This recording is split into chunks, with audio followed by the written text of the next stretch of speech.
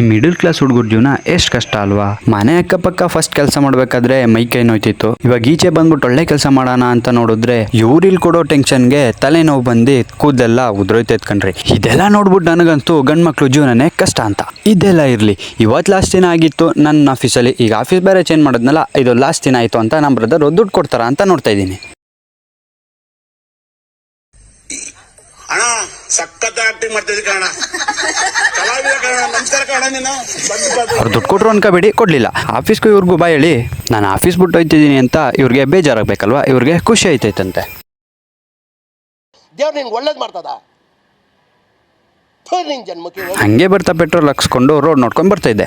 ನಾನು ಹೋಗೋದಾರಿಲ್ಲ, ಇವ್ರದ್ದು ಬೇರೆ ಪೆಟ್ರೋಲ್ ಖಾಲಿಯಾಗಿತ್ತು. ಇವರು ಪೆಟ್ರೋಲ್ ತಂದ್ಬಿಟ್ಟು ಹಾಕ್ಸ್ಕೊಟ್ಬಿಟ್ಟು ಸೀದಾ ರೂಮ್ಗೆ ಹೋಗಿ ರೆಸ್ಟ್ ಮಾಡಿ ಸ್ವಲ್ಪ ಟೀ ಕುಡಿದ್ಬಿಟ್ಟು ಆಫೀಸ್ ನೋಡೋಣ ಅಂತ ನೋಡ್ತಾ ಇದ್ದೆ. ಅಲ್ಲಿಕ್ಕಿಂತ ಚೆನ್ನಾಗಿ ಐತೆ ಅಂತ ಹೇಳ್ಬೋದು. ಇನ್ಮೇಲಿಂದ ಇಲ್ಲೇ ಕೆಲಸ ಮಾಡೋದು.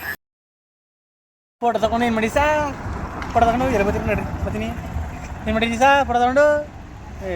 ಅವಾಗ ಗಂಡಸು ಅಂತ ಅನ್ಕೋತೀವಲ್ಲ ನಾವು, ಅದು ನಾವು ಮಾಡೋ ಮಿಸ್ಟೇಕ್.